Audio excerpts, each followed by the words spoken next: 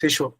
Pessoal, vamos dar sequência às nossas aulas e quero dizer para vocês aqui que nós já passamos da metade. Faltam só 5 aulas depois dessa daqui para a gente encerrar. Pensem em vocês. Como passou rápido? Já passou um semestre, já acabou.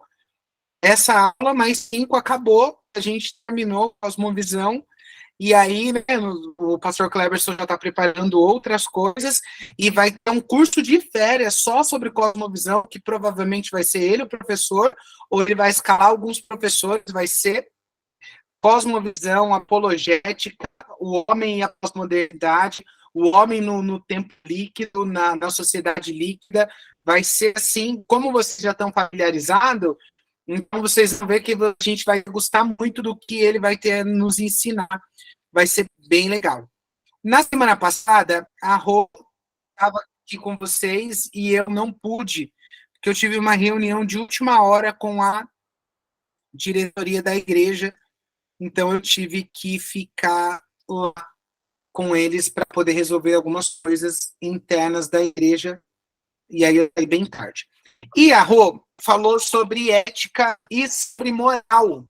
Né? A gente ouve as pessoas falando, né? Nós precisamos ser éticos, nós precisamos cumprir regras morais, uma sociedade não pode viver sem moral. E quando a gente ouve tudo isso, o que a gente entende, como a gente pretende entender essas duas palavras?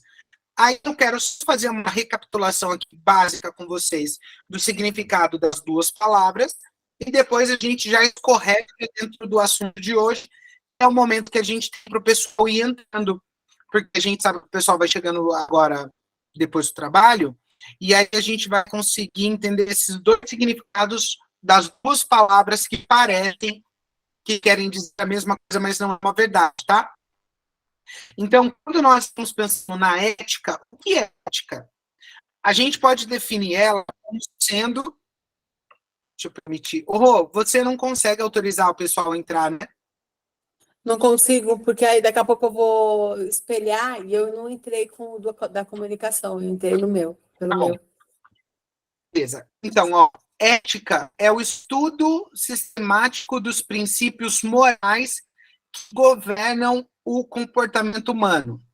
Ela se preocupa com o que é certo, com o que é errado, com o que é bom, é mal, e busca entender quais são as bases racionais para tais julgamentos morais.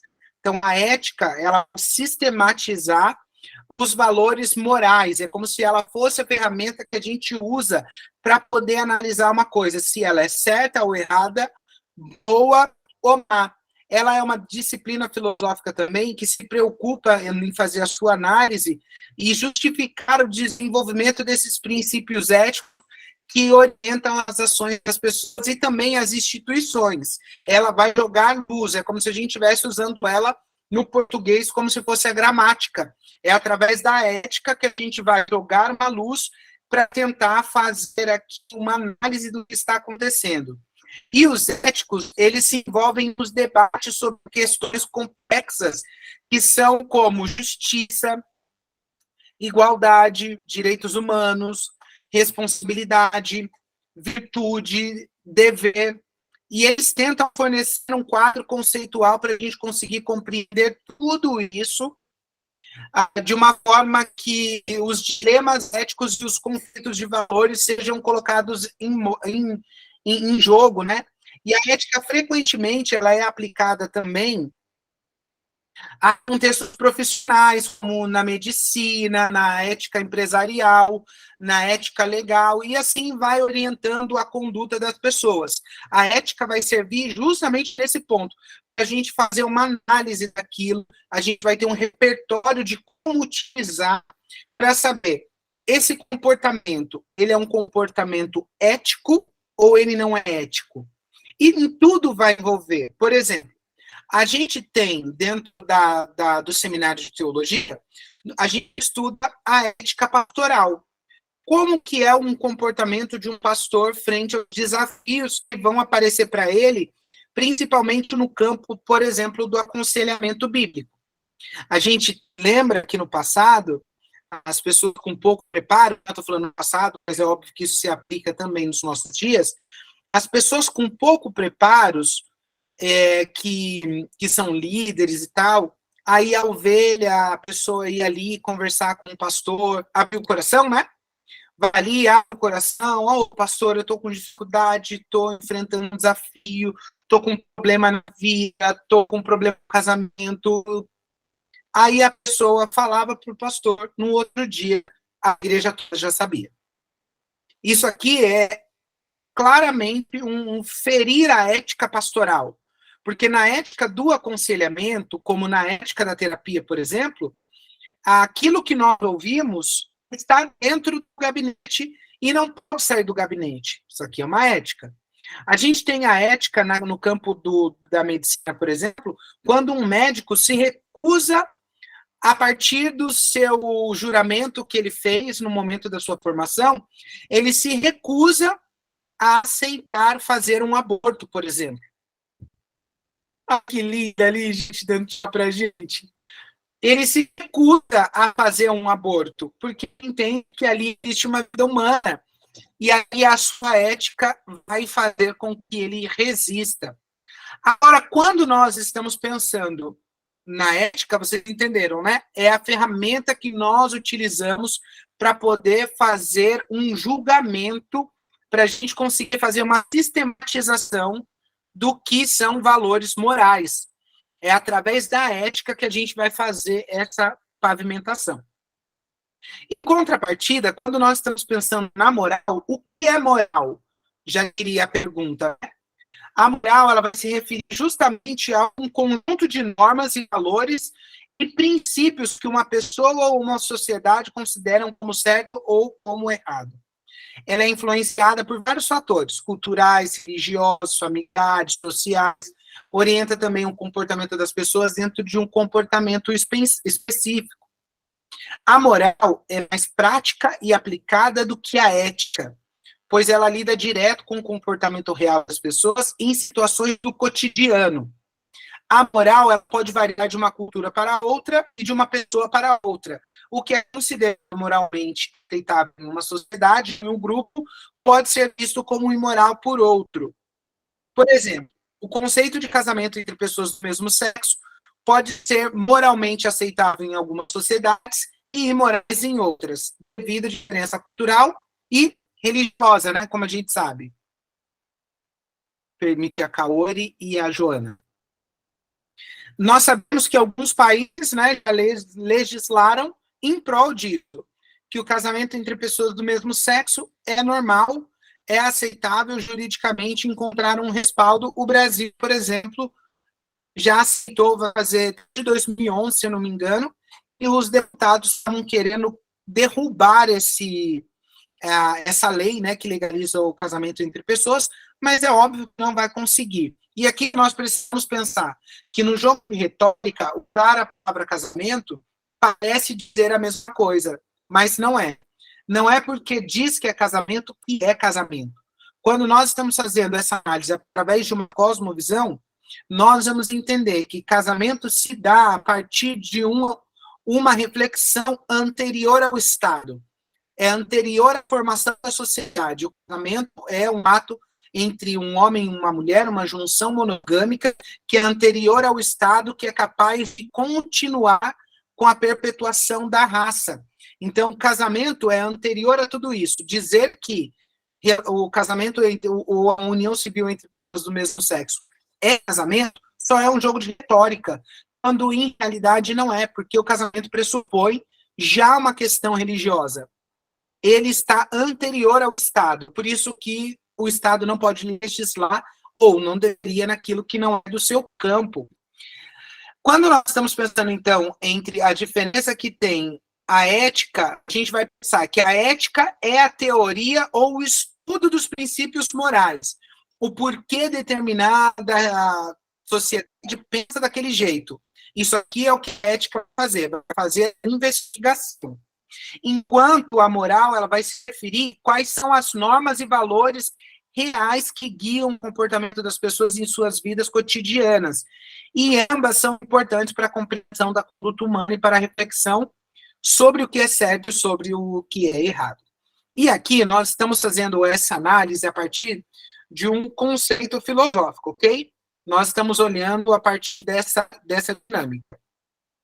No entanto, nós precisamos lembrar que nós temos uma linha de caminhada, nós temos uma linha de valores, nós temos um ponto de partida, que nós já estudamos aqui, que os nossos valores morais, nossos valores não estão vinculados necessariamente à cultura, não estão vinculados necessariamente como o nosso país se organiza, porque em questões de valores morais, como a família é, como ela é constituída, quem é o homem, quem é a mulher, o que é certo, o que é errado. Aqui, nós já temos isso muito bem instituído, porque nós temos as Sagradas Escrituras, ou a Bíblia como regra de fé e prática para nos nortear diante dessa realidade. Então, nós saímos já partindo desse pressuposto, que é o pressuposto nosso de pensar sobre a regra, sobre a moral e a ética. Aqui também, o que eu quero pensar com vocês hoje é sobre a... Rose, eu esqueci o tema no Cultura e engajamento. Isso, cultura e engajamento. Beleza. Quando nós vamos pensar no tema de hoje, que é cultura e engajamento, deixa eu só abrir aqui para mais alguém que entrou. Amanda.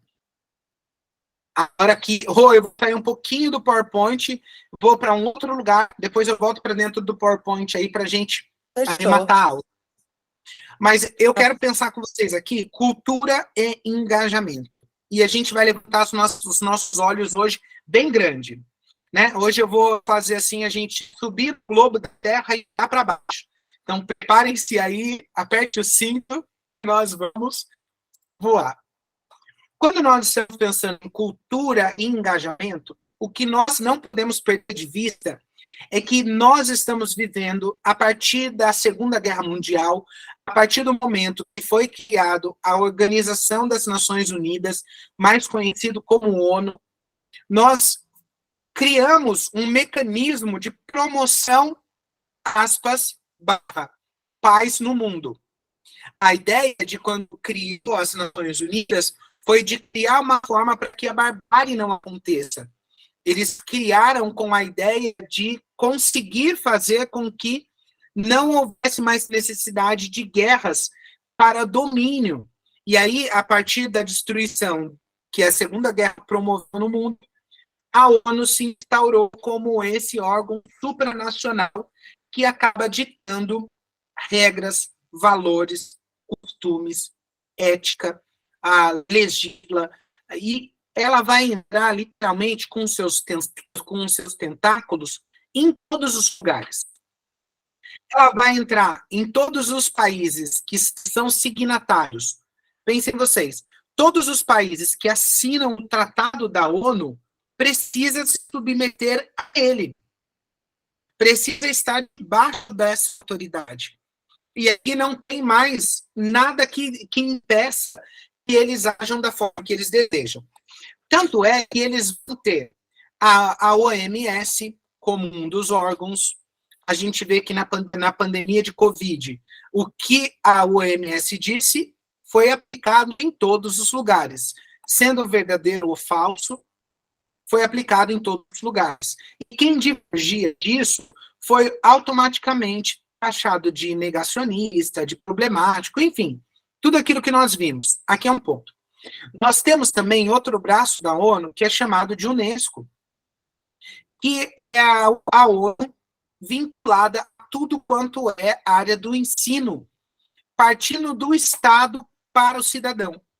Então, pensem vocês, saúde, pensem vocês, educação, governo, tudo o que é comércio num único lugar, que acaba ditando a regra para todos os lugares. O que nós vamos chamar isso de forma técnica de globalismo.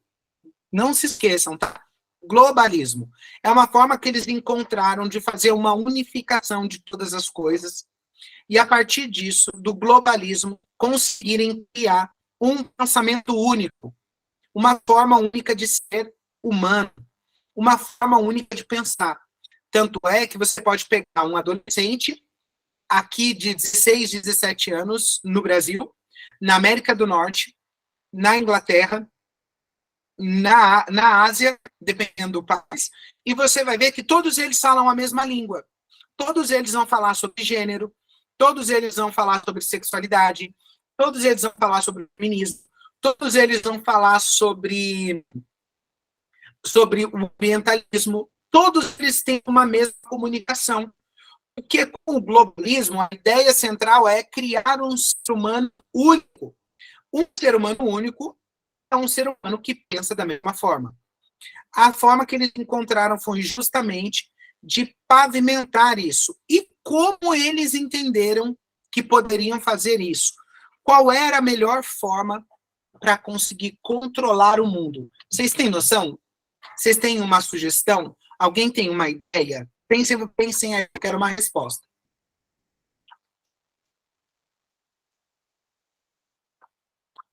Sugestões, pensem. Qual é a melhor forma de governar o mundo? Como? Como se governa o mundo? Pensem vocês. Qual é a melhor forma de governar o mundo? Se eu quero encontrar uma forma de dominar o mundo, a partir de que lugar eu preciso começar? Sugestões? Alguém arrisca? Alguém arrisca? Algum corajoso? Alguma corajosa? Família. Oi, Joana. Família. Família? Interessante. Não. Mas... Seria da Vamos, cultura? gente. Educação, cultura? Cultura. Alguma coisa assim.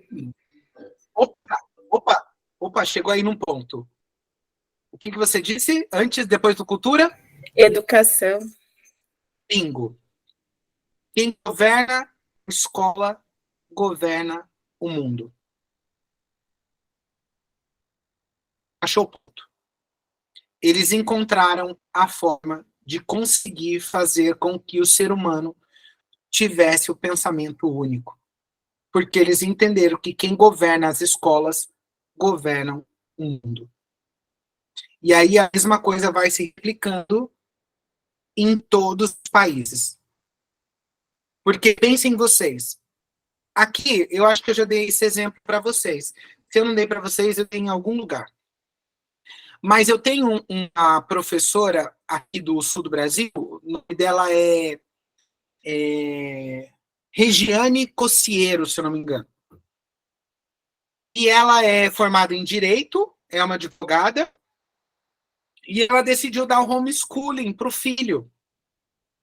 E o filho só estuda em casa, porque ela já tinha entendido a dinâmica que é através da escola que os filhos são desconstruídos, né? Enquanto valores, enquanto ética, sexualidade, a partir dali que é feita a destruição.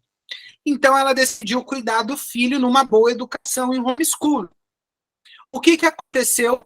O Estado interviu e disse que se ela não levasse o filho para a escola, ela perderia a guarda do filho. Pensem vocês, ela perderia uma mãe presente, uma mãe capaz, uma mãe ensinando. Ela, na argumentação dela, o que ela dizia? Eu posso provar que o meu filho sabe mais do que alguém que está na escola. Faz um teste de proeficiência e eu demonstro para vocês que o meu filho tem capacidade de passar em qualquer teste de proeficiência. Aí a questão é, vocês acham que eles fizeram um teste de proeficiência? É óbvio que não, porque eles não querem saber se o aluno sabe a matéria, e sim o quanto de horas que o aluno está na mão do Estado. O que precisa ser comprovado é quanto de hora aula esse aluno passou na mão do Estado. Porque assim o Estado sabe que obrigatoriamente a criança precisa estar matriculada numa escola e ele precisa cumprir tanto de carga horária para ele ser aprovado, automaticamente o Estado tem a mentalidade dessa criança e o Estado vai colocando aquilo que ele deseja.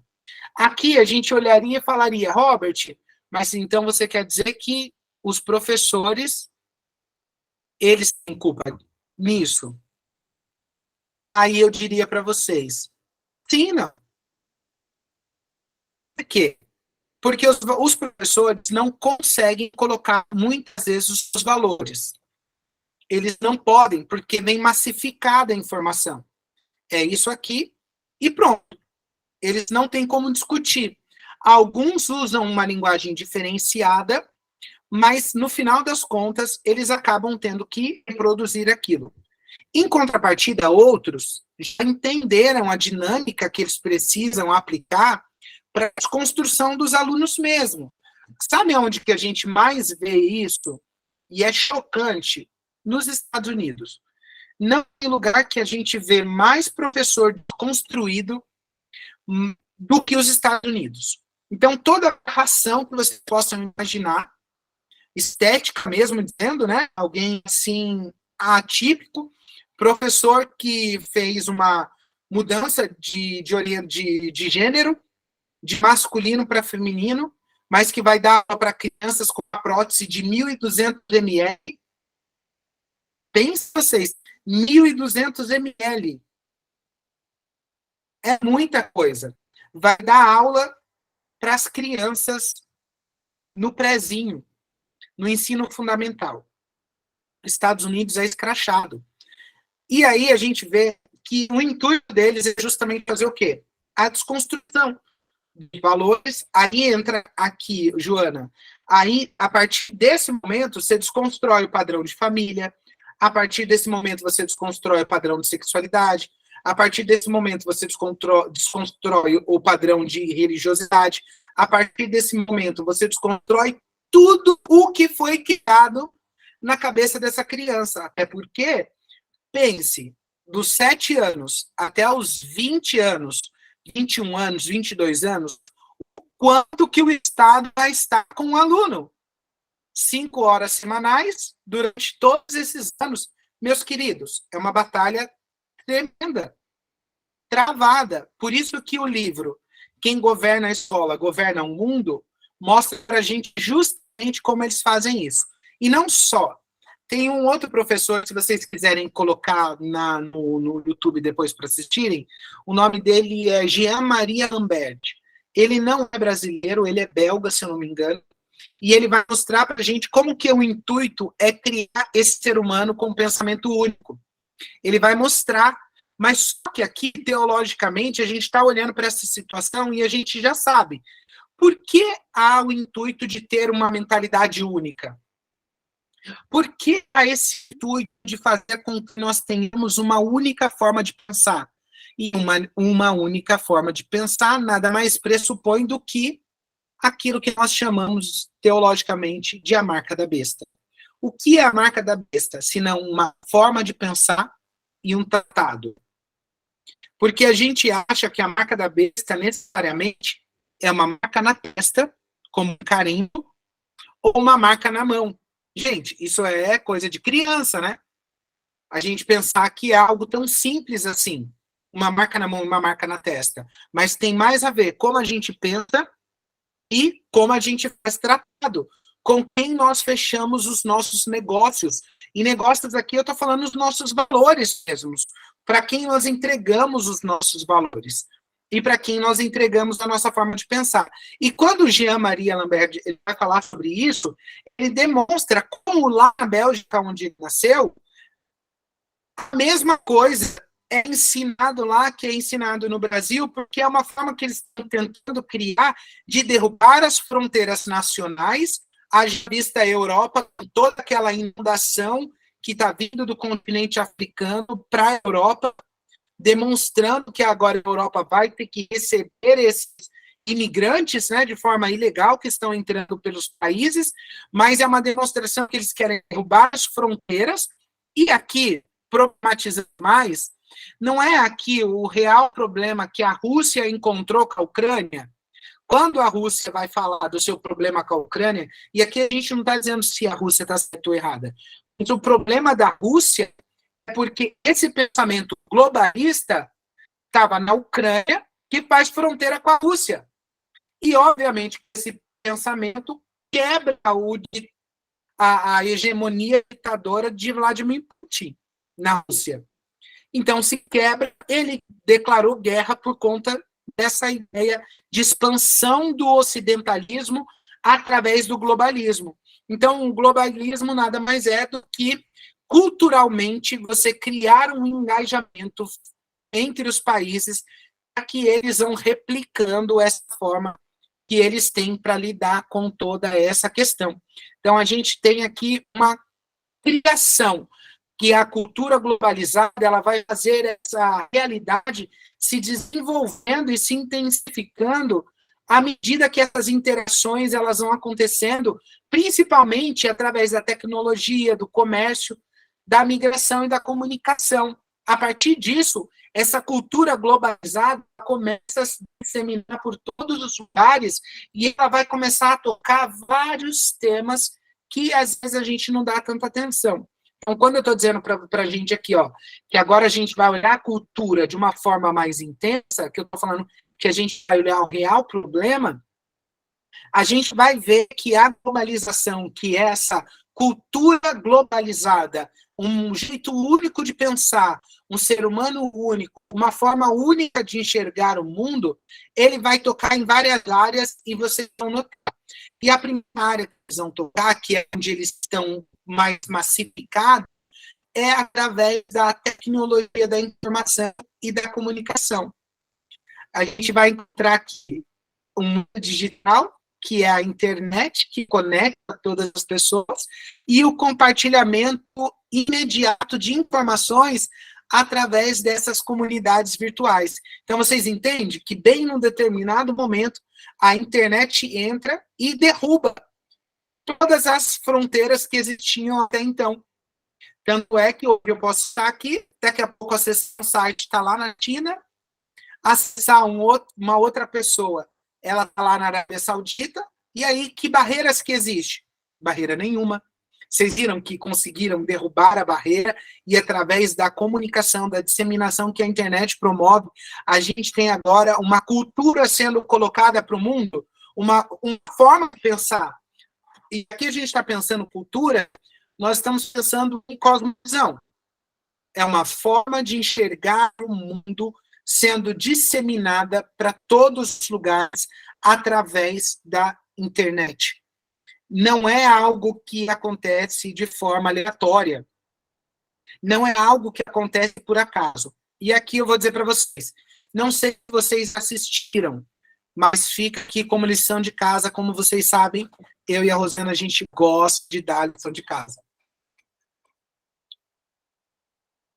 A gente tem na Netflix uma série chamada O Dilema das Redes. O Dilema das Redes. Se você não assistiu, pode procurar e vai assistir. Coloca lá. O Dilema das Redes. Lição de casa, hein, gente? Não se esqueçam, façam, assistam, prestem atenção, que vai fazer muito sentido na nossa aula. E no Dilema das Redes, eles vão mostrar justamente como que acontece e como a internet, como as redes sociais conseguiram mudar as pessoas, as emoções, e como escraviza, barra aspas, as pessoas. Tanto que depois que eu assisti o Dilema das Redes, eu nunca mais tive notificação no meu celular. Meu celular não chega mensagem alguma. Eu vou mexer no meu celular a hora que eu quiser mexer nele. Pode ver, ó. Não tem notificação. A hora que eu quiser abrir ele, mexer nele, eu vou abrir e mexer. Agora, eu não vou mexer porque apareceu uma mensagem. Eu não vou aparecer porque houve algo que movimentou as minhas emoções. Eu não vou mexer porque alguma coisa ali mexeu comigo. Não. Vou mexer na hora que eu preciso mexer. E vocês vão entender no Dilema das Redes como isso faz muito sentido. Então, aqui, a cultura agora, ela vem através desse desenvolvimento da tecnologia e da comunicação, também vem através da mídia e do entretenimento. A gente sabe o quanto que a indústria do entretenimento ela se tornou globalizada na questão do cinema, da televisão, da música. A gente vê os streamings nas redes sociais e as produções que influenciam e acabam, de certa forma, atravessando as barreiras. Tanto é que você vê uma série lançada nos Estados Unidos, já está na Netflix, dividindo o pensamento americano com o pensamento globalizado. Então, eu vejo na Europa o mesmo enredo no Ocidente, de séries que estão passando nos Estados Unidos, passa no Brasil e passa na Europa. Todas elas vão mostrar o mesmo contexto. Analisem vocês. Todas elas vão mostrar casal de lésbica, casal de gay, pessoa trans, militância negra, vai mostrar também um asiático, tem que ter um asiático em tudo que vocês assistirem. Escrevem depois no caderninho e anotem, prestem atenção se não é isso. Todas as séries. Por quê? Estão consolidando uma forma de pensamento e uma cosmovisão em todos os lugares. Da onde isso parte? Isso parte de órgãos supranacionais, de redes globalizadas, que acabam disseminando gradativamente isso para poder criar o ser humano único e uma forma única de pensar. Por isso que eu gosto de assistir série coreana. Quem me conhece sabe o quanto que eu sou drameiro. Todo mundo sabe que eu gosto. Quando eu vou parar para assistir alguma coisa, eu vou assistir a série coreana. Tem cosmovisão ali? Óbvio que tem. Ali tem questões que podem, de certa forma, influenciar de forma negativa? Tem. Mas se nós analisarmos ali com mais honestidade, a gente vai ver que o dorama ainda produz um ambiente mais sadio. A gente vê que a sexualidade não é tão explorada, os valores de cuidado dos pais, da família, os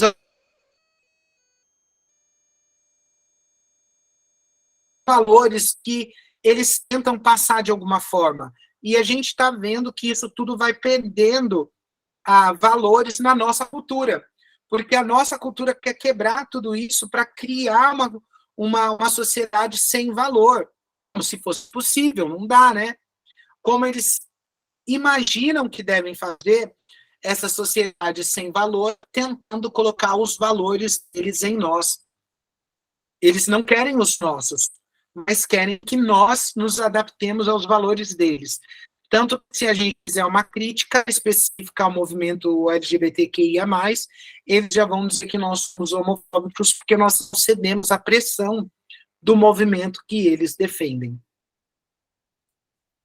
Robert, Oi, Rô, pode falar um pouquinho do Ego Maguinha. Não, eu só ia falar que a gente vê que, por exemplo, na China, as pessoas até foi proibido agora o iPhone. Por quê? Porque o iPhone é uma ferramenta ocidental, né? Que você consegue, que ele consegue medir estatisticamente as coisas que acontecem em todos os lugares que tem iPhone. Então, eles cortaram por quê? Porque eles não querem ficar sujeitos a esse domínio que a Apple pode promover. E na China, por exemplo, a televisão tem muitas barreiras, não é tudo que se pode assistir, o governo domina.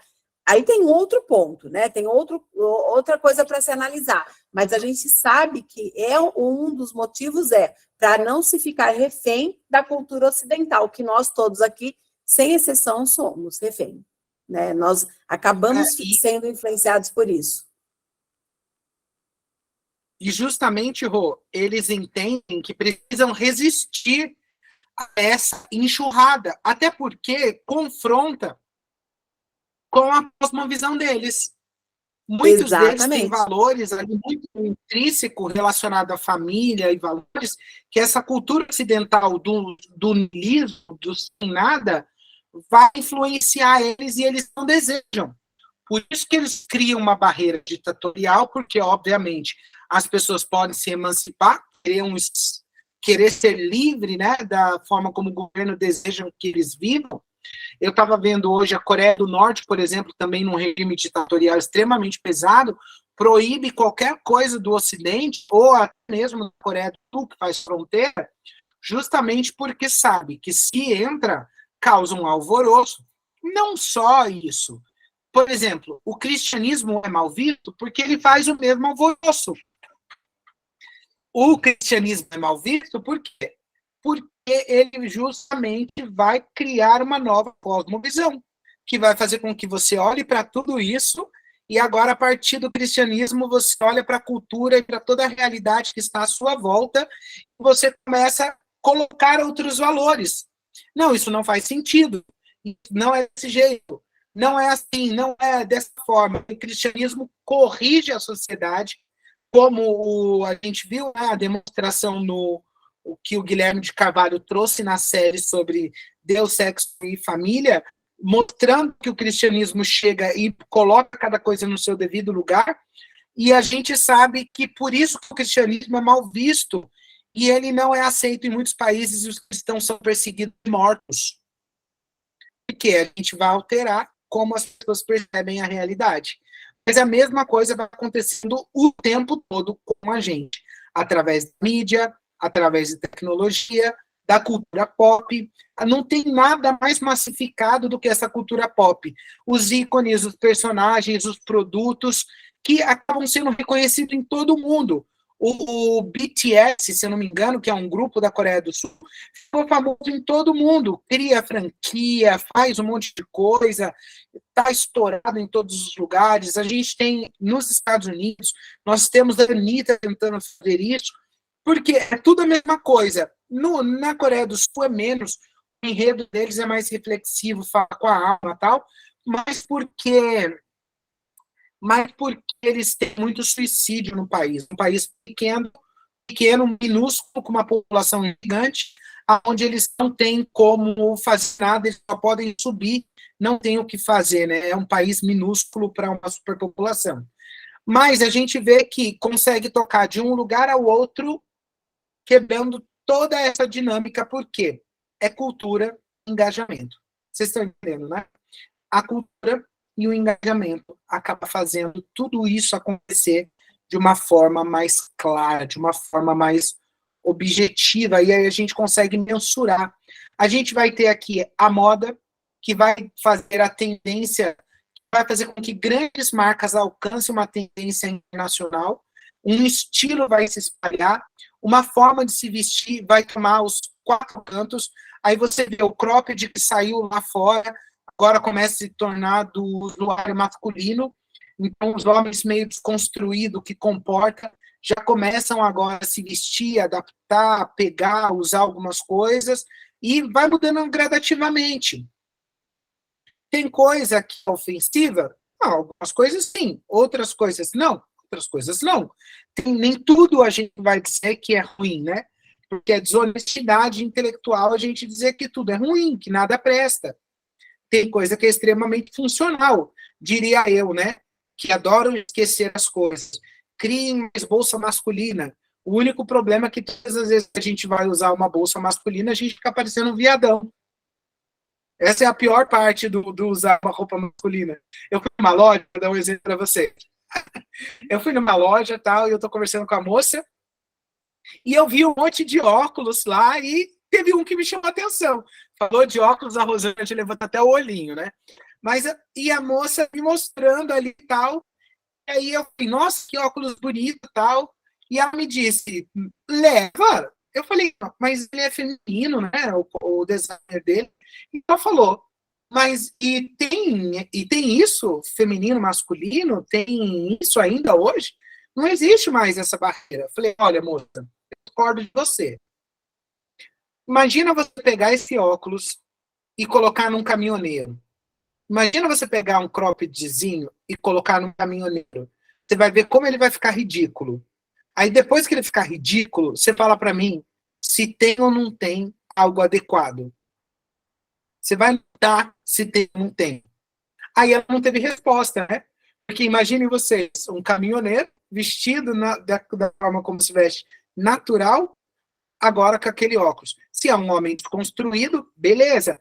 Mas o que eu estou mostrando para vocês é que a cultura dita moda.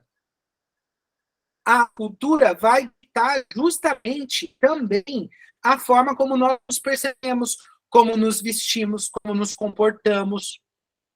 A ideia de que mulher nua não tem que ser estuprada, eu concordo. Isso aqui é uma regra. A mulher pode andar na sociedade do jeito que ela quiser, beleza. Isso aqui na teoria é bonito, mas na prática não se aplica. Por quê? Porque com a cosmovisão cristã, como que nós vamos olhar para a sociedade? Nós vamos olhar que é uma pecadora em potencial, né? Uma pecadora sensualista, colocando para fora o seu pecado. Em contrapartida, vai ter um homem colocando para fora os seus instintos e os seus pecados mais brutais. Aí pensem vocês, a fome com a vontade de comer. Pensem vocês, que destruição.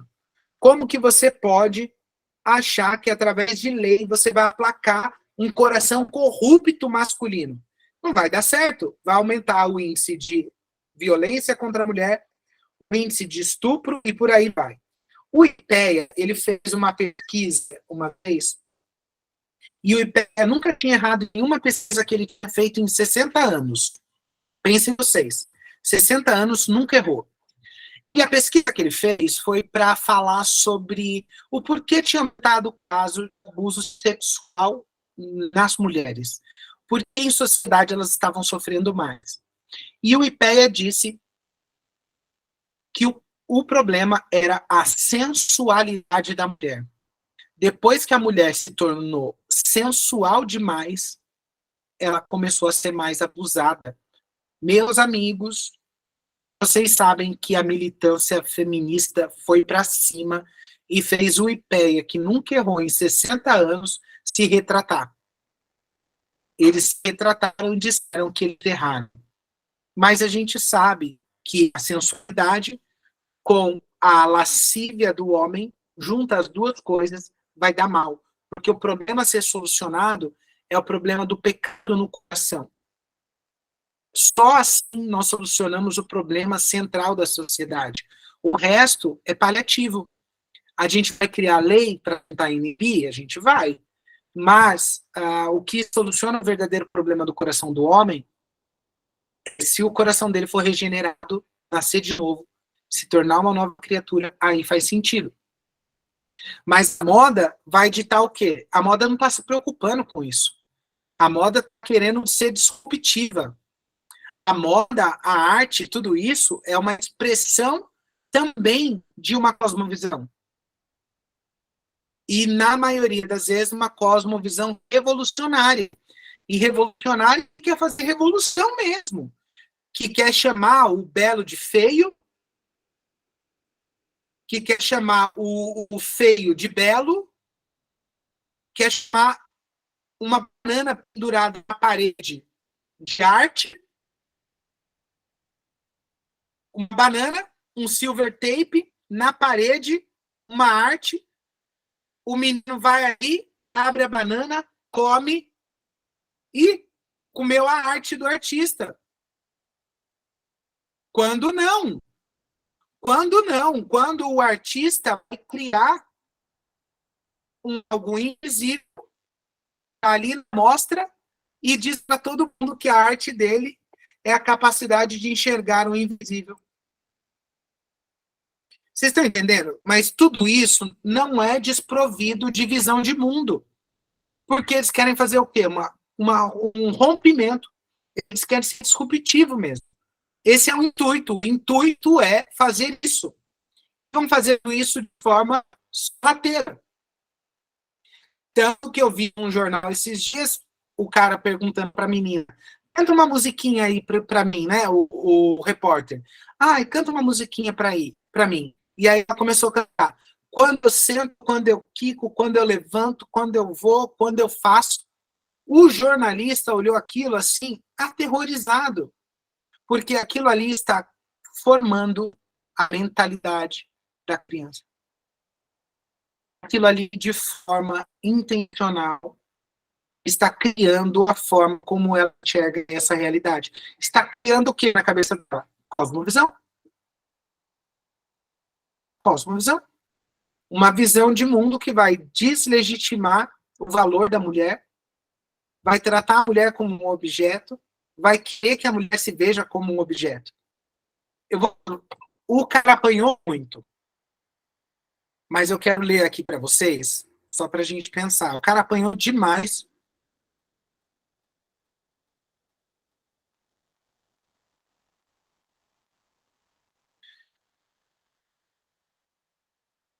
Aí, estou procurando aqui na internet, eu vou ler uma música para vocês. O cara apanhou das feministas demais. Normal, né, gente? Calma aí. Ah, minha menina? Não, essa aqui.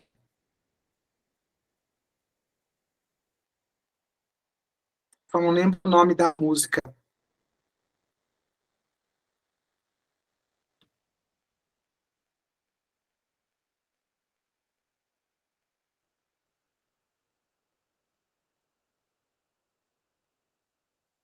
Deixa eu ver. Ver se eu acho aqui. Enquanto ele procura ali, gente, deixa eu falar uma coisa para vocês. A gente, em toda a fala do Robert, a gente percebe que a gente vive hoje numa antítese, né? A gente vive num conflito entre a cultura que tem no mundo e a cultura da Bíblia. Que a gente tem uma cultura na Bíblia, mas a gente está imerso numa cultura que não é a cultura bíblica. E isso faz a gente... muitas vezes a gente até fala, né? Não, eu não vivo, não sou desse mundo, eu não vivo nesse mundo, e esquece que a gente está inserido aqui, e que esse é um conflito que nós vamos ter até o dia que o Senhor nos chamar, até o dia da minha partida, da sua partida. Nós vamos viver essa guerra, porque é uma guerra que começou lá com Adão, e é uma guerra que a gente vive hoje, é um conflito que a gente vai ter por muito tempo. Não achemos nós que a guerra cultural, ela vai ser, um dia ela vai terminar. Ela vai, mas no dia que o Senhor voltar. Só no dia que o Senhor voltar. Até lá, nós temos que ter consciência de que nós vivemos numa guerra, e essa guerra, ela exige algo de nós que somos cristãos. Ela exige que a gente entenda a palavra de Deus. Por isso que nós estamos aqui estudando, não é à toa que a gente estuda, porque estudar a palavra de Deus é uma ordenança para nós. Nós somos chamados para isso. É só vocês lerem lá 2 Timóteo 3, que tá dizendo lá, a palavra ela é para instrução e para correção. Instrução é ensinar. Correção é colocar no prumo de volta, é nos colocar no prumo de volta. E a palavra tem esse papel. Para quê? Para sempre nos levar a entender que a Bíblia tem uma cultura que não pertence a esse mundo e que a gente vai estar sempre em conflito com a cultura desse mundo. E estando nesse conflito, nós temos a obrigação de estudar mais, de aprender mais, de ensinar as pessoas que estão ao nosso redor, porque o ministério da palavra não é feito somente num domingo, na hora que o pastor está pregando lá no púlpito. O ministério da palavra ele é construído por esse momento que o Robert está dando aula, pelo momento que você está com seus filhos, fazendo devocional com seus filhos, pelo momento que você está com seus amigos, falando algo que a palavra está falando, fazendo uma exortação ou ensinando. Então, esse é o ministério da palavra. E ele é uma obrigação para todos nós. Todos nós temos esse chamado de levar a palavra de Deus para as outras pessoas, pensando na cultura da Bíblia, né? Você achou, Robert? Acho que ele deve ter encontrado. Que ótima inserção que você fez, Rô. E dava quase para você já entrar no PowerPoint aqui e ir-se embora. Mas eu quero dividir com vocês aqui para a gente poder fazer uma análise como o Tiago York apanhou horrores. Mas prestem atenção nessa letra que esse menino compôs. Ele falou assim, ó. Quando se viu pela primeira vez a tela escura de seu celular, saiu de cena para poder entrar e aliviar a sua timidez. Vestiu um ego que não satisfez, dramatizou o vil da rotina como se fosse dádiva divina, queria só um pouco de atenção, mas encontrou a própria solidão, era só uma menina. Abriu os olhos, não lhe satisfez, entrou no escuro do seu celular. Correu para o espelho para se maquiar, pintou de dor a sua palidez. E confiou a sua primeira vez no rastro de um pai que não via, nem a própria mãe compreendia. No passatempo de prazeres vão, viu toda a graça escapar pelas mãos e volta para casa tão vazia. Amanheceu, tão logo se desfez, se abriu os olhos de um celular, aliviou a tela ao entrar. Tirou a cena toda de timidez, alimentou as redes de nudez, fantasiou o brilho da rotina, fez da sua pele a sua sina, se estilhaçou em cacos virtuais, nas aparências todos tão iguais, singulares em ruínas. Entrou no escuro da sua palidez e depois ele vem e retorna aqui.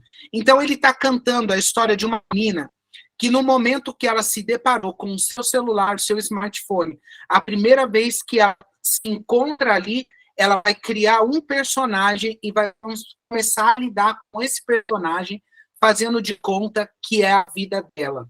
Mas ela vai se tornar esse personagem que está na rede social, expondo o seu corpo, expondo a sua nudez, expondo a sua fragilidade, expondo tudo o que ela é por conta da sua carência, da sua solidão, da falta de um pai que ela não teve. E isso aqui a gente está vendo hoje quase que espelhado em todos os lugares, onde os nossos adolescentes precisam constantemente dessa aprovação, que é a moda que a cultura está colocando, que é a moda que a tecnologia está colocando para a gente, que é a moda que está sendo espalhada por aí, tanto mais que antigamente as meninas faziam o quê? Elas vendiam brigadeiro, elas vendiam alguma coisa na rua. Hoje não, gente. A forma que as pessoas encontraram de conseguir o seu sustento se chama OnlyFans. O OnlyFans, ou que não sabe, né? A plataforma de venda de conteúdo de cunho sexual é uma das mais rentativas que nós temos e que está jogando adolescentes e jovens ali para conquistar. Por quê? No pensamento do globalismo, é natural essa interação da sexualidade, que ela vai fazer parte justamente dessa quebra de resistência dos valores morais. Moralmente, antigamente, a menina não fazia isso. Hoje, o que tem? Eu só estou mostrando meu corpo, mas ninguém está tocando. Qual é o problema? Não é prostituição, não me prostituo, eu só mostro e as pessoas vêm e pagam por isso. Você vê que é uma junção e o engajamento vai mudando dentro dessa ideia de cultura e engajamento, mas as armas vão se tornando essas armas que vão se espalhando para todos os lugares, e a gente vê desde os Estados Unidos ao mundo todo pessoas aderindo a tudo isso. Isso é uma realidade que está expressa diante da gente todo dia. Então a moda, como isso, também vai ser. A gente vai ver também outra área que a gente não dá muita atenção, mas é que tem muito a culinária.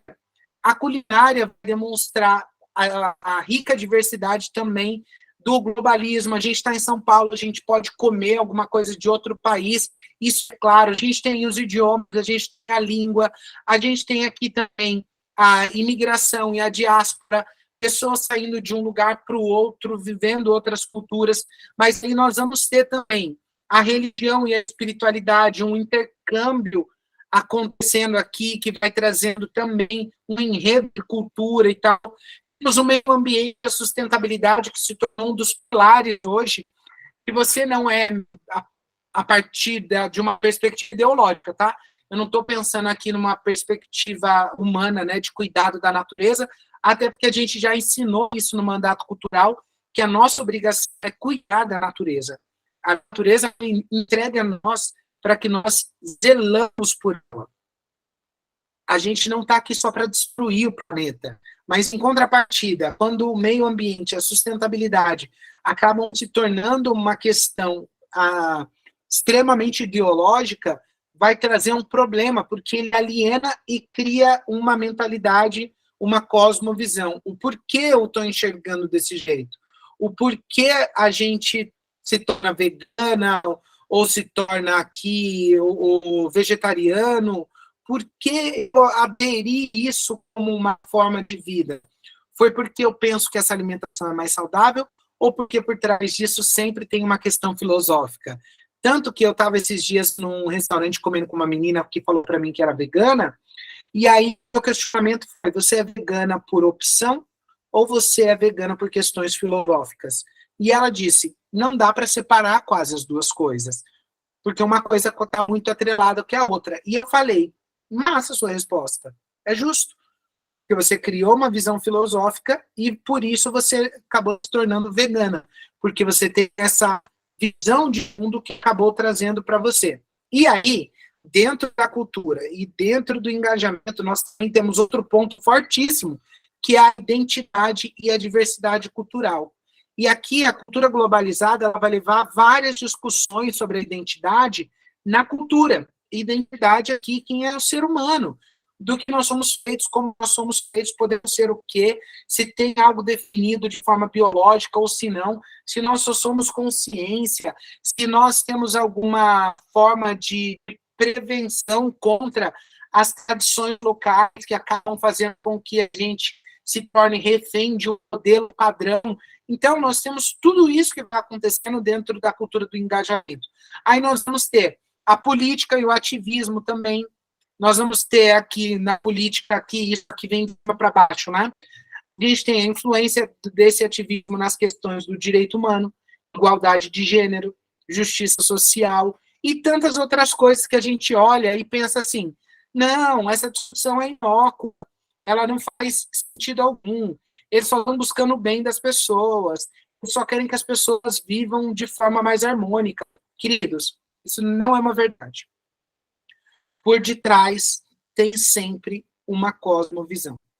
Falar bonito e usar as palavras que parecem dizer algo, quando na realidade não estão dizendo aquilo de forma real, é subversão da linguagem, e a gente vê isso muito acontecendo. Não é porque eu estou dizendo justiça social, igualdade de gênero, que eu estou literalmente buscando apenas um reparo aqui, para que homens e mulheres tenham oportunidades iguais. Dentro disso, vem uma maré de coisas que a gente é incapaz de controlar.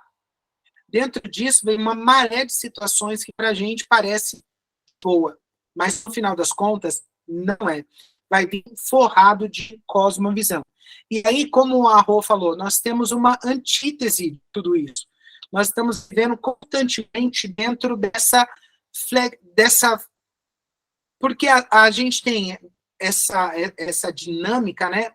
Essa guerra, que ela não é apenas cultural, que ela vai tomando todos esses lugares aonde Deus vai acabar se tornando, nessa visão, um arquivilão, e aí, no lugar de Deus, nós colocamos o homem, porque o homem sabe qual é o melhor caminho. Isso aqui a gente vai ver desde a queda, porque o primeiro casal, ele pôs diretamente, né? Ele acabou por espontânea vontade, criando uma inimizade no seio da raça humana. E isso só vai ser corrigido em Cristo Jesus, que é a semente da mulher, mas a gente nota que isso vem desde lá do começo. A gente vai ver que essa percepção que nós temos tão clara, que tem gerado essa animosidade entre esse engajamento cultural, essas duas realidades entre como a Bíblia diz e como o mundo diz que há um crescente interesse também aqui entre os cristãos nos nossos dias para essa discussão, tanto no campo político, no campo econômico, como a partir também de vários pontos de vista distintos, porque os cristãos entenderam que a Bíblia vai aumentar, trazer uma boa reflexão sobre várias áreas, queridos. A Bíblia vai falar melhor sobre a educação, a Bíblia vai falar melhor sobre o lugar da arte, da beleza, a Bíblia vai falar melhor da criação divina, porque ninguém maior do que o artista, que é o nosso Deus, criador de todas as coisas. Aqui também a Bíblia vai mostrar para a gente uma relação direta entre a fé e a ciência. E assim por diante, a gente não vai anular o que a cultura tem a nos oferecer. A gente vai sempre anular aquilo que é forrado de uma cosmovisão que contradiz frontalmente e que deseja, não só deseja tomar o nosso coração, que a guerra cultural, ela não é apenas uma guerra de cultura, mas é uma guerra de coração. Ela quer tomar o nosso coração. E é fascinante como, nesse momento que nós estamos vivendo, ver que pessoas como vocês que estão aqui hoje, que desejam se envolver e aprender sobre isso, é algo assim fantástico, porque a gente tem muito que agradecer a Deus por isso, meus irmãos. Há quantos anos a gente vive no dualismo evangélico, na ideia de que isso pode, isso não pode, isso é de Deus, isso não é de Deus. A igreja não pode participar de fatores políticos, a igreja não pode intervir, porque a vida pública é coisa do diabo, o mundo já é do diabo, nós temos que ficar dentro da nossa igreja, para fazer as coisas dentro da nossa igreja, não se engajar em nada, não ter ideia para nada, não mudar o mundo em nada, não melhorar o mundo em nada, porque nós precisamos apenas da nossa fé no nosso âmbito pessoal e familiar e eclesiástico nos nossos domingos, achando que só isso basta, quando em realidade, irmão, isso não é uma verdade, porque nós precisamos se varrer todos os lugares, mas da forma correta. Nós precisamos fazer isso através de conceitos bem elaborados, através de uma demonstração de como essa guerra está acontecendo. Nós precisamos invadir todas as esferas, tanto na esfera da educação, da ciência, a universidade, todos os lugares com a forma correta de pensar. Até aqui, tudo bem? Eu lembrei de uma coisa bem interessante. Lembrei de um cara chamado Abraham Kuyper. Esse cara, ele viveu, eu até procurei aqui a data de nascimento dele, de 1837 a 1920. Ele é um holandês, ele foi jornalista, político, estadista e teólogo. Ele foi tudo isso, ele aplicou na política, né? Ele foi primeiro-ministro dos Países Baixos por 4 anos, e ele aplicou a cosmovisão cristã na política. Então, ele trouxe para a esfera pública tudo isso que nós temos conversado aqui, né? Tudo isso que nós estamos falando. E é esse engajamento que a Bíblia nos convida a fazer. Minha cachorra resolveu latir agora, gente, desculpa. Eu estou sozinha aqui em casa. E aí ele foi chamado, assim como nós, para o engajamento cultural, e ele fez tudo isso. Lá em 1900, ele foi político, foi estadista, foi jornalista, ou seja, ele pôs em prática tudo isso e sempre aplicando a cosmovisão cristã. E esse é o chamado que nós temos até hoje. Nós somos chamados nas nossas áreas para exercer a cosmovisão cristã. Só que não dá para exercer se a gente não conhecer a palavra.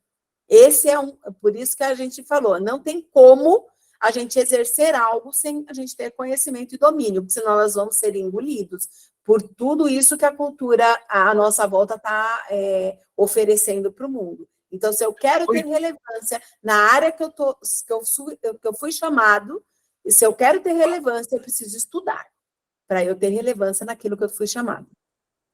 E se a gente pensar, né, nas outras matérias que estão no NEP acontecendo, sem sombra de dúvida, cosmovisão é uma das mais importantes, não vou dizer a mais importante para não ser desonesto, né? Mas também é a mais complicada. É a mais difícil. As outras você vai pegando numa leveza. Aqui não, vocês podem ver que, né?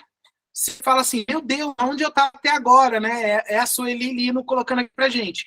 Vivi isso tudo muitos anos. Não é? Porque é a realidade. Na cosmovisão, a gente vai falar, irmãos, sacode a poeira, porque do jeito que tá, não dá. A gente aprendeu de forma cultural errada, e aí agora a gente vai aprender da forma correta. Então, muito conceito, muita informação. Vocês podem ver que eu falo sem parar. Tem hora que a minha garganta quase vai embora, a corda vocal quase vai embora, porque engata um atrás do outro o pensamento, e vocês veem que ele é muito rico nessa construção. E aqui, quando nós estamos pensando na cosmovisão, e aqui pensando em forma teórica, quem foi uma pessoa que conseguiu fazer isso com maestria, e tanto que a gente utiliza essa interpretação neocalvinista para o conceito de cosmovisão, Foi João Calvino, em Genebra. Foi João Calvino que escreveu as Institutas, enviou isso em Genebra para o governo local. Ele entregou como os cristãos precisavam viver, agir, pensar. Ele criou as Institutas com essa finalidade. Não foi criada ao acaso. A gente ouve falando das Institutas, ou quem nunca ouviu, mas foi um tratado que ele criou de como a sociedade precisa se organizar. É a partir disso que foi criado o conceito, a partir, obviamente, de como o Calvino interpretou as Escrituras, que Calvino, sem dúvida, foi um dos maiores intérpretes das Escrituras que já pisaram na face da Terra.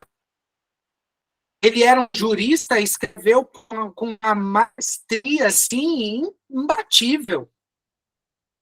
E ele mostrou, e a partir disso que criou-se o conceito. Por isso que o neocalvinismo, ou calvinismo, como a gente conhece, não é só uma visão soteriológica onde você vai dizer quem vai para o céu, quem é eleito ou quem não é eleito. O neocalvinismo é uma cosmovisão. O calvinismo em si, ele é uma visão de mundo, que pavimenta você para enxergar o todo e te auxilia a usar essa lente para enxergar as Escrituras. É que a gente atrela muito a só a questão de é salvo ou não é salvo. Não é isso. É uma infinidade de coisas que a gente acaba aprendendo. Então, aqui, a gente tem que ter um ponto de atenção aqui, e no afã que a gente acaba tendo para poder se alistar para essa guerra, muitas vezes, os cristãos eles têm agido algumas vezes de forma radical, e eu tenho também percebido isso, e aqui acaba acontecendo uma inimizade que é posto entre as pessoas, de alguma forma, e acaba gerando uma tensão. E eu vou mostrar para vocês um exemplo prático, e vocês vão ver que tem tudo a ver. Um exemplo foi as eleições que nós tivemos em 2018 e eleições que tivemos em 2022.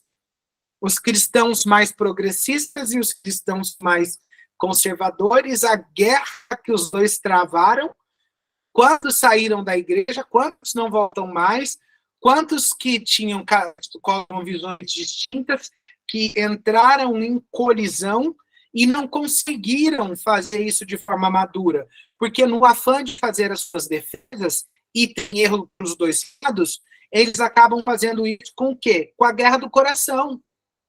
Lembra que nós estamos em duas guerras, a cultural e a do coração? Sempre vai tentar tomar o coração para depois tomar a cultural. A guerra cultural só é perdida quando o coração é perdido. A primeira luta não é no coração, as escrituras não dizem que aquilo que nós pensamos, que aquilo que nós fazemos com o coração, que o pecado, uma vez consumado, ele gera ali, a cobiça, uma vez consumada, gera o pecado, porque uma vez que o coração decidiu, aí já era. Aí é um outro caminho, é uma outra realidade. E aí a gente vai ter que entender que dentro dessa guerra, não é só uma oposição entre a Igreja de Cristo e os não cristãos. Antes, ele se manifesta também aqui, né, eu diria, sobretudo, justo na alma das pessoas que são eleitas de Deus, que é o espírito contra a carne. A carne como contra o espírito, como diria Gálatas 5:17, que é uma demonstração clara de que no coração tem coisas que são ignoradas e tem outras que são supervalorizadas e que a gente precisa jogar luz para enxergar tudo isso. Porque nós estamos num campo de batalha que é esquecido. E a pergunta que eu deixaria aqui para vocês é de que maneira que vai se apresentar, então, esse menosprezo que a gente acaba criando no coração entre aqueles que amam a ideia de cosmovisão cristã e os que se dispõem ao engajamento da cultura. Como que a gente vai criar essa dinâmica de análise sem menosprezar os que entenderam a cosmovisão e aqueles que agora estão engajados apenas na cultura, que é o que eu estou dizendo para vocês. Um com uma cosmovisão mais cristã, ele vai tender a um lado, parece, tá, gente? Não total, mas parece um pouco mais conservador. Aquele que está no afã de engajamento com a cultura, ele vai tender ao quê? Uma visão mais humanista, aonde os direitos humanos, aonde ser livre, aonde os valores morais não têm valor, porque aquilo ali é só para um grupo da sociedade, outro pode fazer o que quiser. Vocês veem que é dentro desse campo de batalha que vai acontecendo a síntese, as antíteses, e a gente precisa ter atenção, porque nós precisamos lembrar que nós precisamos redescobrir a vida inteira. Nossa, ela vai se dar diante da face de Deus. É a frase que a nossa amiga Rosana aqui adora usar, professora. Ela diz, coram Deu, que é o descobrirmos a vida inteira, ela se dá perante a face de Deus. E nós devemos fazer tudo isso para a glória dele, e por vezes nós somos tentados a equiparar aqueles atos de devoção que o nosso foco, essa intenção, essa intencionalidade e tal, que está no Criador, que é uma piedade direta, com a oração, a leitura das Escrituras, o público, etc., com aqueles que Deus é celebrado no desfrute da criação, que é de forma indireta, eu diria, né? No nosso trabalho, no nosso dia a dia, na paisagem, numa bela arte, em todos os lugares. Quer dizer, nós podemos ver Deus em todos os lugares. Deus não está limitado ao templo. A cosmovisão vai fazer a gente enxergar Deus no ímpio. A cosmovisão vai fazer a gente enxergar a verdade no ímpio. Parece estranho dizer isso, né? Parece estranho.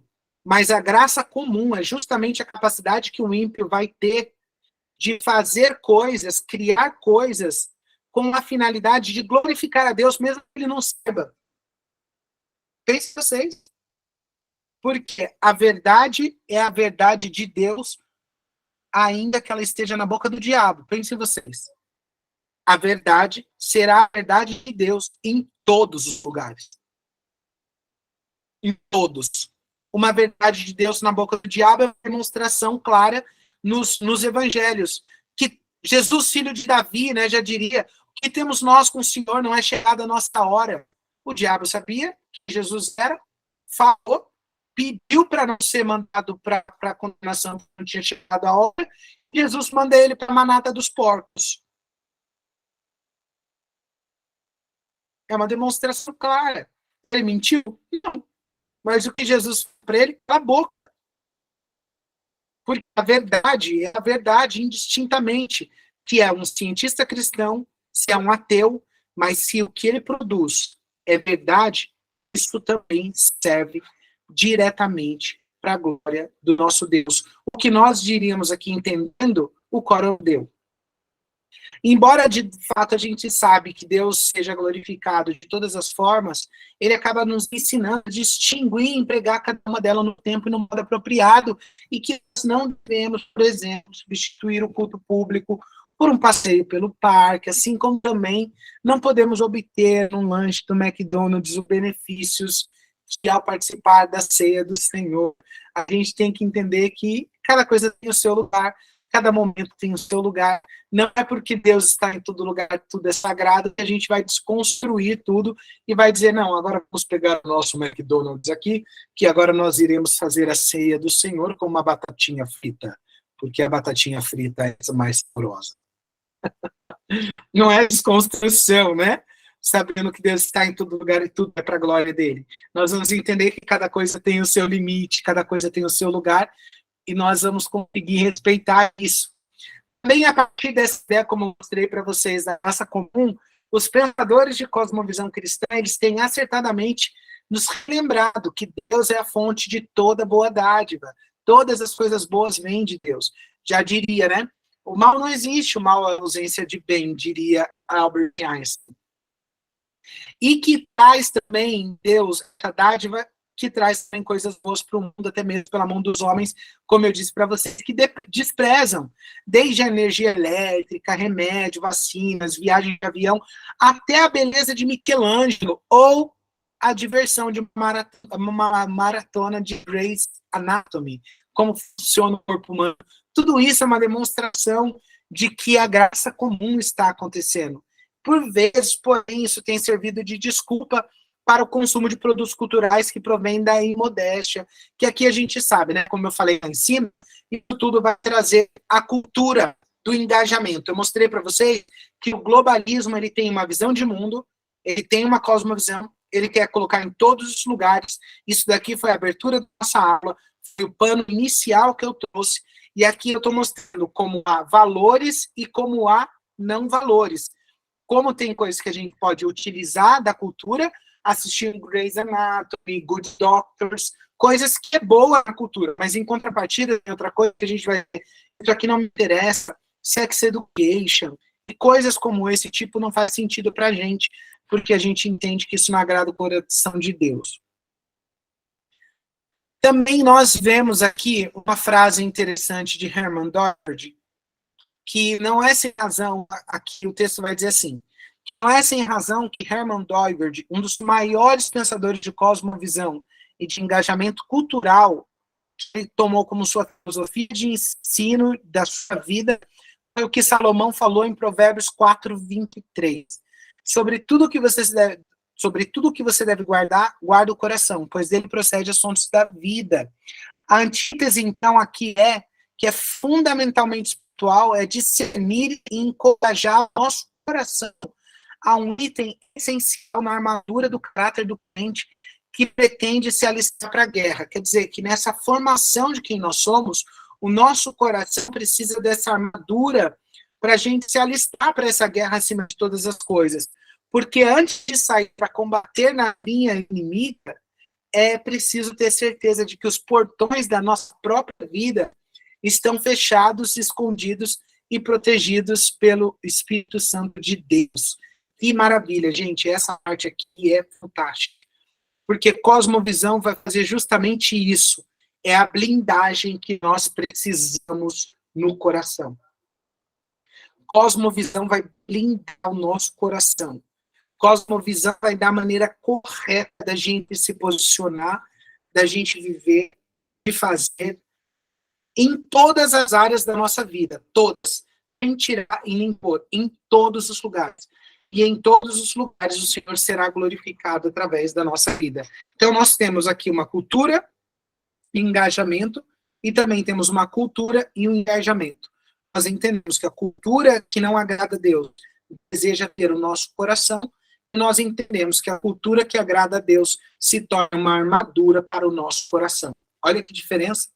Um tenta roubar o nosso coração e o outro tenta proteger o nosso coração. Deus é bom, né? Terminei. Muito bom. E aí, só para selar, o engajamento, nosso engajamento, ele por mais que o tempo inteiro todas as minhas falas eu falei assim, do nosso engajamento de estudar e tudo mais, é uma ação que depende de nós, mas o convencimento sempre é do Espírito Santo. Então, a gente nunca pode esquecer isso. Por mais engajado que nós estejamos na nossa cultura, inseridos nos nossos afazeres do dia, a gente sempre tem que lembrar que o Espírito Santo é quem faz toda a obra, não somos nós. E nós não, isso é importantíssimo. Por mais que a gente possa ser a pessoa mais inteligente do mundo e trazer muitas inovações e muito tudo, a gente tem que saber que a gente não seria nada disso se não fosse o Senhor dando capacidade para a gente fazer, né? Então, a gente está fazendo nossa parte, estamos nos engajando, nós temos clareza de que eu não estou usando o meu tempo para coisas fúteis, e estou engajando o meu tempo para coisas onde eu vou aprender algo que vai me levar a abençoar outras pessoas ou as atividades. Então, esse é o meu papel, eu tenho que estar entendendo isso, porque o tempo que o Senhor pôs para nós usarmos é um tempo para nos engajarmos. As coisas que o Senhor pôs no nosso caminho são coisas para nós nos engajarmos e buscarmos a cultura da cosmovisão cristã. A palavra de Deus tem que ser o alvo para a gente conhecer mais e mais. Então, tudo isso, o envolvimento de todas essas ferramentas são primordiais para a gente engajar a nossa cultura. E quando eu falo na nossa cultura, eu estou dizendo assim, a minha cultura é as pessoas que estão à minha volta e que eu exerço algum poder de influência, você no lugar onde você exerce o poder de influência, é nesse sentido que a gente fala de cultura, porque a gente pode pensar assim, nossa, mas quando que a ONU vai me ouvir? Não, a ONU não vai te ouvir. Eu vou começar esse engajamento no meu bairro, na minha casa, na minha escola, no meu trabalho. Esse engajamento ele é feito ali, ó, tete a tete, é um por um, né? Então, quando o Robert falou da educação domiciliar, que eu conheço muitas mulheres que fazem e que tem eu vejo meninas assim, sabe, aprendendo português, literatura, com clássicos da literatura, crianças de 11 anos lendo Shakespeare, que hoje, para nós, gente, isso imagina, uma criança de 11 anos ler Shakespeare, eu que tenho 50 nunca li, né? A gente pensa muito sobre isso, mas a gente vê a capacidade que tem uma criança de 11 anos e o quanto a nossa cultura emburrece. Mas tudo isso, gente, só é feito porque as pessoas entenderam que elas estão no local certo, fazendo a vontade do Senhor. Isso é o que tem que ficar. Quando a gente vê, né, que eu usei o exemplo do Kuyper, o Kuyper, ele foi amigo do Doivert, né, se eu não me engano, o professor do Doivert. E o Kuyper, quando ele foi o primeiro estadista no mundo que usou o poder dele de ser o primeiro-ministro para a glória do Senhor. Foi o primeiro estadista. Depois a gente tem vários exemplos, principalmente nos Estados Unidos, mas o primeiro foi o Kuyper, que assim, ele é muito conhecido lá na Holanda, alguns teólogos trazem para o Brasil, mas isso é muito importante a gente entender, que você pode usar aquilo que Deus te colocou para fazer, o seu dom, para a glória de Deus. E a gente vai bater nisso em todas as aulas, porque a cosmovisão sem ação, ela não tem como a gente entender, né? Não tem como colocar em prática. A cosmovisão, ela é algo que é prático, é uma visão de mundo, e essa visão de mundo, ela é exercida através de ações, através da prática. Então, como é que eu faço isso? Engajando quem está do meu lado, engajando a cultura que eu estou inserido. E é isso. E aí, gente? Muito bom, gente. Deixa eu só não esquecer de coisar aqui. Para a gravação? Gente, a nossa aula rendeu, hein?